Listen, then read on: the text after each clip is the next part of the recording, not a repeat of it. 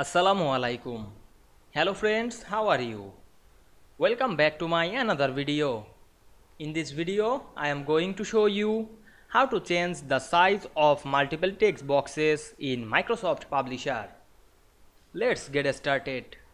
At first, we have to open a Publisher document. Now we want to change multiple text boxes size. Firstly, insert some text box. Go to the home menu, then click the draw text box option.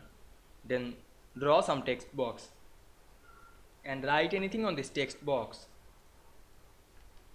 Now we can see we draw some text box using the draw text box option. Then we want to change size of multiple text boxes. Firstly, select the multiple text box. Select the first text box, then press shift on our keyboard and select multiple text box. Then we go to the shape format menu. Then change the height and width to change size. Now I select height 4 and width 2. Then press enter on our keyboard. Now we can see we change the size of multiple text boxes very easily. I hope you enjoyed the video. Please like, comment, share and subscribe my channel. Thanks for watching.